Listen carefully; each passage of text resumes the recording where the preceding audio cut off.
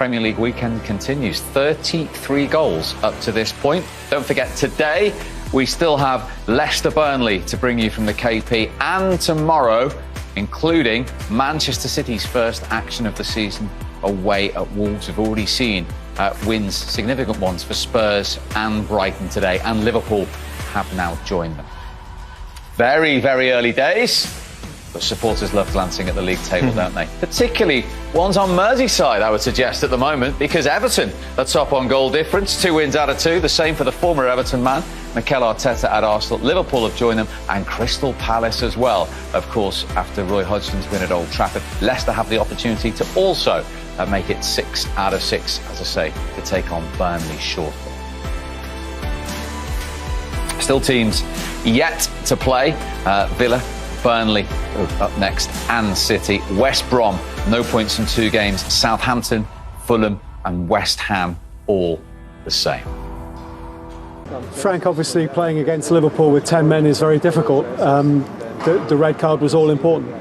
Yeah, I think certainly for chances, the first half was very even. They probably had some more ball than us, but we looked really dangerous on the break a couple of times.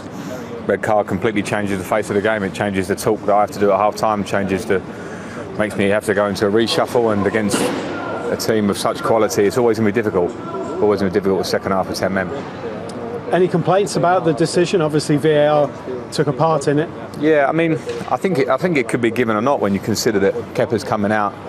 If anything, I'm a bit surprised about the fact that it's a yellow card at first glance that gets changed. If it was given as a red straight away and they continue with that, I think it was somewhere in between.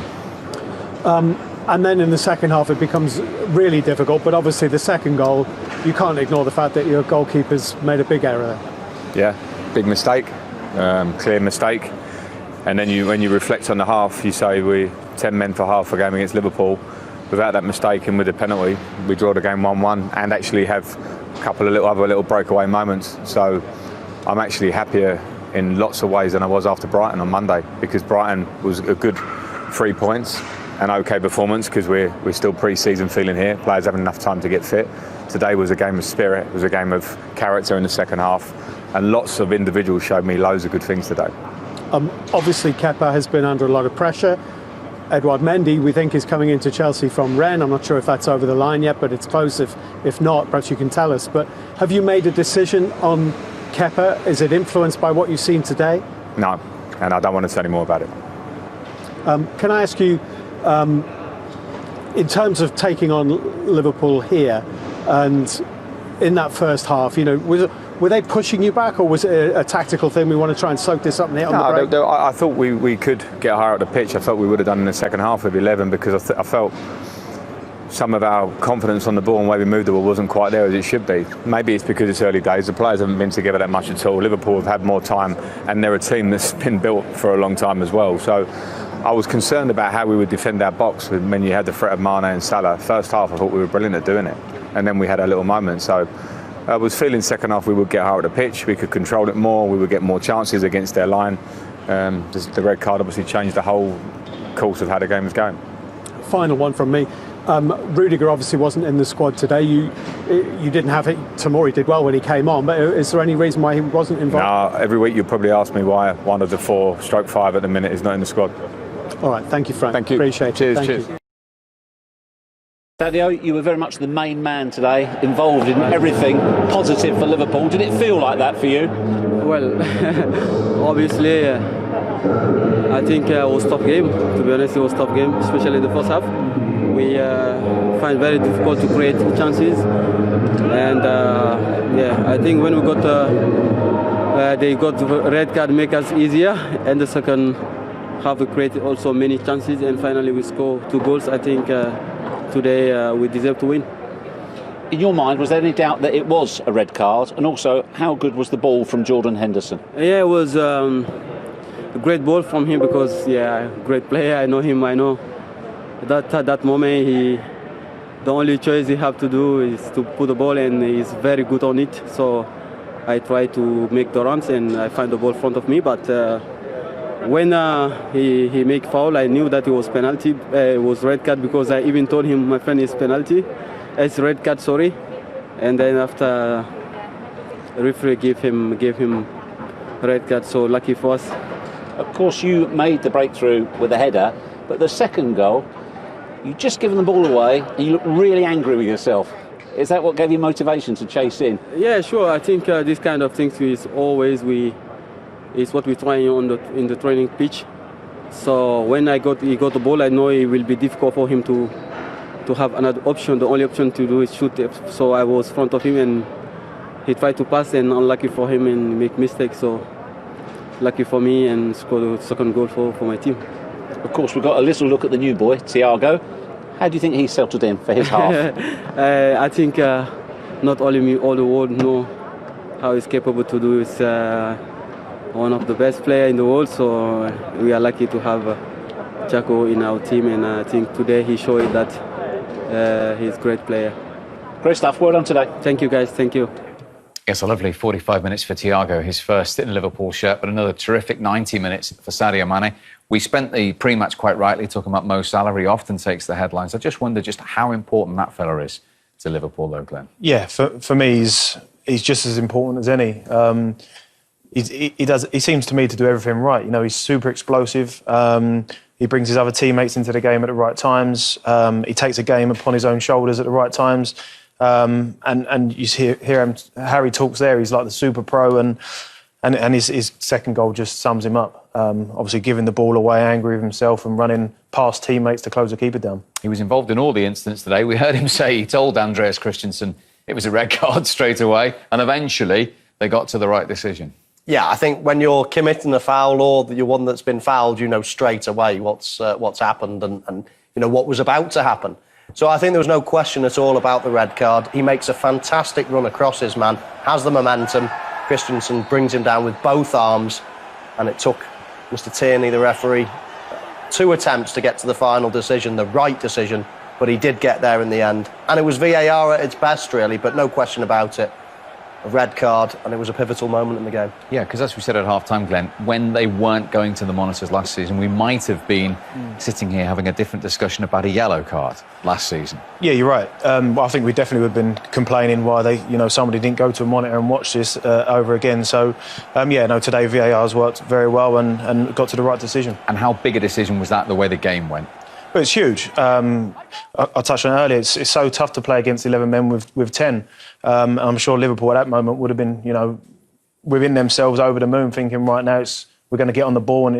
And once they played against a 10 after the second half kickoff, they ramped it up and got their goals and put the game to bed.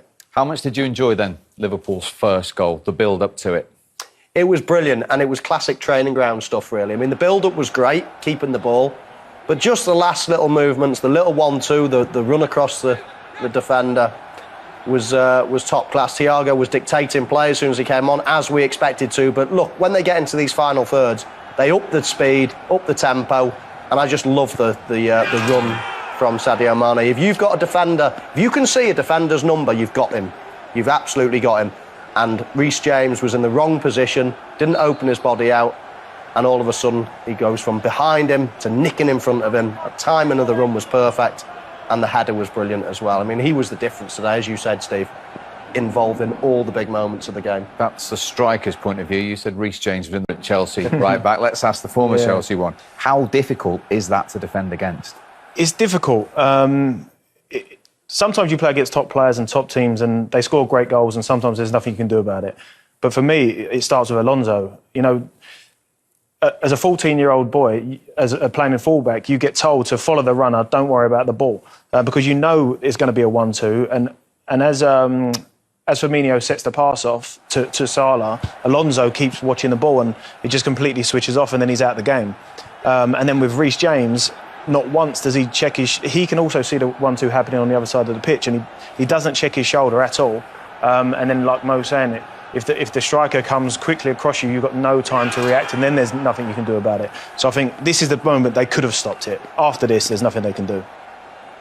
Very difficult to defend, isn't it? I mean, 1-2 is a really difficult at the best of times, but as Jono says, as a full-back, he'd know better than anyone how to defend against that. But as a centre-forward, I'm thinking, or as an attacking player, I'm thinking just get as long as you've got him on the blind side, as soon as you can see his number, you know that the defender can't see you.